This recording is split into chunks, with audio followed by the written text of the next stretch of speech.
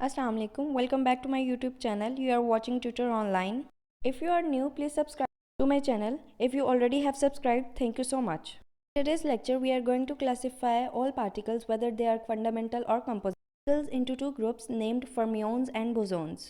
Before going, please watch lecture 1, 2, 3 of nuclear chemistry on my channel. I have given links of my all lectures in the description box. Otherwise, you will not understand today's lecture. Okay, first of all, we have to know about statistical mechanics a little bit. Quantum mechanics or quantum chemistry deals with atoms, molecules, and nuclei, where it tells about the energy of electron, proton, and neutron.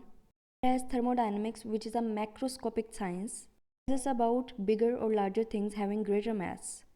चाहे किसी भी planet की बात करें या छोटी से छोटी चीज़ की बात करें, वो इलेक्ट्रॉन, प्रोटॉन, न्यूट्रॉन से मिलकर बनी है. Those rules which are applied in quantum chemistry do not apply in thermodynamics. There are two types of world in this universe, micro world and macro world. इनके रूल्स अलग अलग हैं. बेशक macro world micro world से मिलकर बना है, लेकिन फिर भी इनके रूल्स डिफरेंट हैं. Now come to statistical mechanics or statistical thermodynamics, which acts as a bridge for joining micro and macro worlds. Every macro thing is made up of fundamental particles. जितने भी फंडामेंटल पार्टिकल्स हैं, इनका behaviour study करने के लिए दो तरह की स्टैटिस्टिक्स इन्वॉल्व होती हैं. First one is called Fermi Dirac statistics and second one is known as Bose Einstein statistics. Fermi Dirac statistics कुछ पार्टिकल्स के बिहेवियर के बारे में बताती है और बोज आइंस्टाइन स्टैटिस्टिक्स कुछ दूसरे पार्टिकल्स के बिहेवियर के बारे में बताती है. आपने न्यूक्लियर केमिस्ट्री के लास्ट लेक्चर्स मेरे लिए हैं तो आपको पता होगा कि 3 टाइप्स के इम्पॉर्टेंट पार्टिकल्स प्रेजेंट होते हैं, जिनको कहते हैं fundamental particles, composite particles and force carrier particles. Fundamental particles या एलिमेंट्री पार्टिकल्स दो तरह के होते हैं, लेप्टॉन्स एंड क्वार्क्स. और लेप्टॉन्स के 6 पार्टिकल्स होते हैं और 6 उनके एंटी पार्टिकल्स होते हैं. ऐसे ही क्वार्क्स के भी 6 पार्टिकल्स और 6 उनके एंटी पार्टिकल्स प्रेजेंट होते हैं, यानी लेप्टॉन्स भी 12 और क्वार्क्स भी 12 होते हैं. और जो लेप्टॉन्स होते हैं वो किसी के साथ कोऑर्डिनेट नहीं करते, किसी के साथ कंबाइन नहीं करते, इंटरेक्शन ज़रूर करते हैं. लेकिन जैसे इलेक्ट्रॉन की इलेक्ट्रॉन के साथ इंटरेक्शन होती है यानी रिपल्शन होती है, लेकिन वो कंबाइन करके कोई और नया पार्टिकल जनरेट नहीं करते जैसे कि क्वार्क्स करते हैं. डिफरेंट क्वार्क्स डिफरेंट तरह से कंबाइन करते हैं और नए पार्टिकल्स को जनरेट करते हैं. और जो न्यू पार्टिकल्स जनरेट हो रहे हैं उनको कहते हैं कंपोजिट पार्टिकल्स, जिसकी आगे 2 टाइप्स हैं, बेरियॉन्स एंड मीजोन्स. बेरियॉन्स जो होते हैं वो 3 या 5 क्वार्क्स से मिलके बने होते हैं, यानी ऑड नंबर ऑफ क्वार्क्स अगर कंबाइन करें तो बेरियॉन्स कहलाते हैं, और अगर इवन नंबर यानी 2 क्वार्क्स ज्वाइन करें, कंबाइन करें तो उनको मीजोन्स बोलते हैं. अब आ गए फोर्स कैरियर पार्टिकल्स, जिनमें आते हैं gluons, photons, gravitons, W and Z bosons. इन पार्टिकल्स की स्पिन 0, 1, 2, 3 हो सकती है. आपको पता है कि स्पिन जो मैंने आपको लास्ट लेक्चर में बताया था कि स्पिन ग्लूऑन्स, फोटॉन्स, जी बोसोन और डब्ल्यू बोसोन की 1 होती है, जबकि ग्रेविटॉन के केस में डिफरेंट स्टडीज़ ये शो करती हैं कि इसकी स्पिन 2 है. इमेजिन करें आपके और अर्थ के दरमियान फोर्स ऑफ अट्रैक्शन कॉज करने वाले या जो रिस्पॉन्सिबल होते हैं पार्टिकल्स ग्रेविटॉन, उनकी डिटेक्शन हो गई है और उनकी जो स्पिन है वो 2 है. लेकिन ग्रेविटॉन वर्चुअल पार्टिकल्स हैं, हम उनको देख नहीं सकते. वी कैन नेवर सी दम गोइंग और ट्रांसफरिंग. नेचर में जितने भी पार्टिकल्स प्रेजेंट होते हैं उनमें 2 कॉमन प्रॉपर्टीज़ होती हैं. First one is called spin and second one is charge. अगर चार्ज ना भी हो तो स्पिन होना लाजमी है और ये इनहेरेंट प्रॉपर्टी होती है. और हर स्पिन का एक क्वांटम होता है जिसको स्पिन क्वांटम नंबर कहते हैं. जैसे मैंने आपको बताया कि ना ही लेप्टॉन्स कंबाइन करते हैं और ना ही फोर्स कैरियर पार्टिकल्स आपस में कंबाइन करते हैं, सिर्फ और सिर्फ क्वार्क्स आपस में कंबाइन करते हैं टू फॉर्म कंपोजिट पार्टिकल्स. अगर हम स्पिन की बात करें तो लेप्टॉन्स की जो स्पिन होती है वो होती है 1/2 और क्वार्क्स की भी 1/2. लेकिन लेप्टॉन्स की थ्योरेटिकली 3/2 और 5/2 स्पिन हो सकती है, लेकिन थ्योरेटिकली. Not in reality.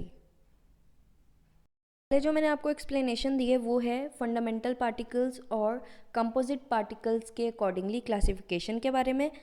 जब हम फर्मियोन्स और बोसॉन्स को पढ़ते हैं तो हमने जो क्लासिफिकेशन करनी है वो फंडामेंटल पार्टिकल्स या कंपोजिट पार्टिकल्स के अकॉर्डिंगली नहीं करनी, वो हमने करनी है स्पिन के अकॉर्डिंगली। फर्मियोन्स ऐसे पार्टिकल्स होते हैं जिनकी स्पिन या तो हाफ होगी या 3/2 होगी या 5/2 होगी, यानी हाफ इंटीग्रल। जबकि बोसॉन के केस में स्पिन 0 भी हो सकती है, 1 2 3 4। अब अगर आपको कोई सा भी पार्टिकल दिया जाए और पूछा जाए ये फर्मियोन होगा या बोसॉन होगा, तो आपने सिर्फ और सिर्फ स्पिन चेक करनी है। अगर तो इंटीजर्स हाफ इंटीजर्स होंगे तो फर्मियोन्स हैं, और अगर तो फुल डिजिट्स होंगे तो वो बोसॉन्स हैं।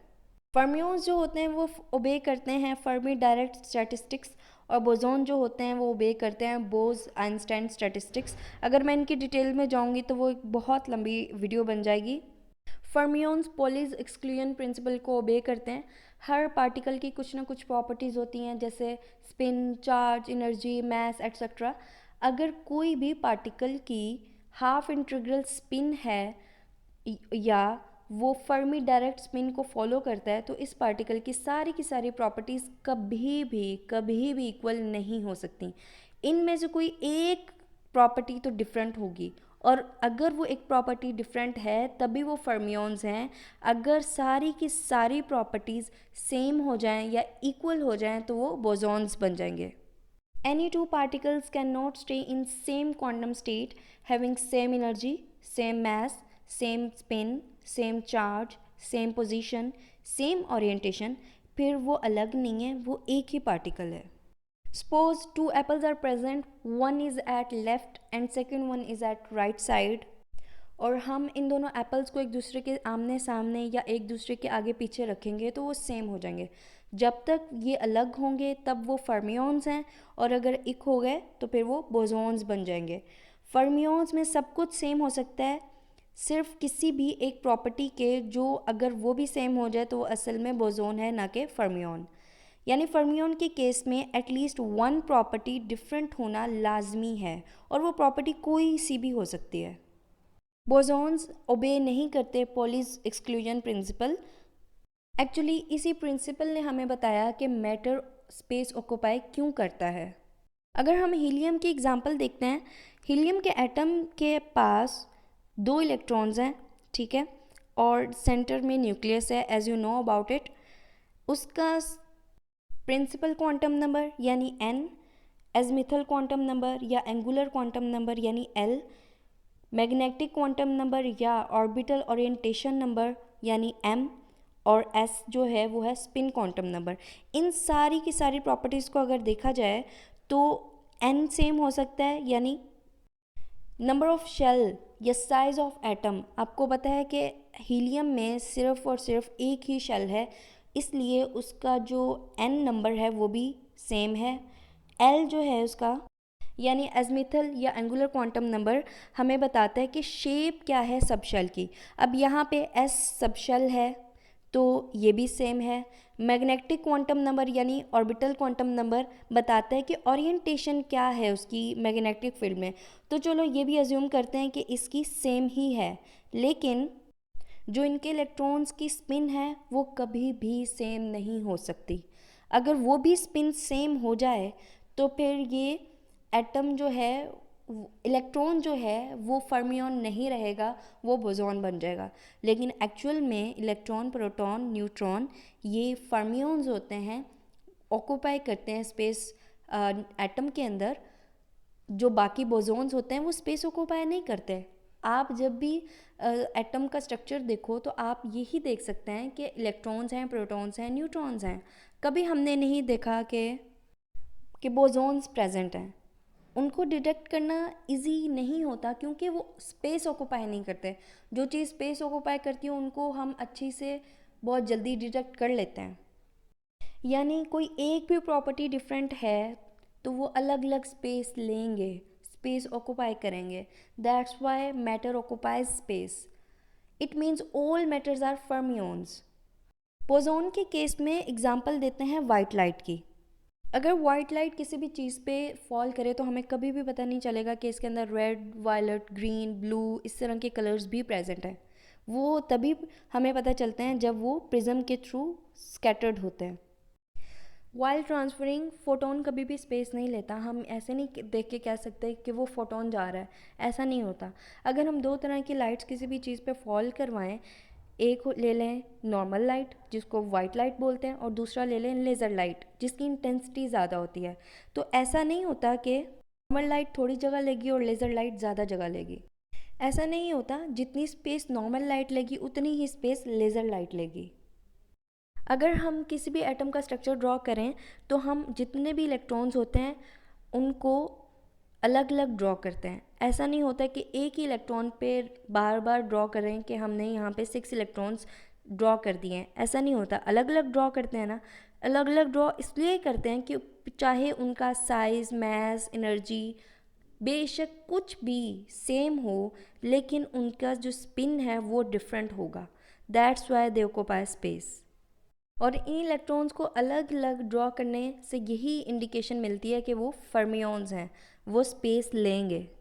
एक एटम के अंदर मोर देन 100 पार्टिकल्स प्रेजेंट होते हैं, लेकिन इलेक्ट्रॉन, प्रोटॉन, न्यूट्रॉन ही मिलते हैं क्योंकि वो स्पेस ऑक्यूपाई करते हैं। बाकी सारे के सारे बोसॉन्स होते हैं जिनकी सारी की सारी प्रॉपर्टीज सेम होती हैं, तो वो एक दूसरे के ऊपर भी आ जाते हैं, तो इतना फ़र्क नहीं पड़ता उनको क्योंकि वो स्पेस नहीं लेते।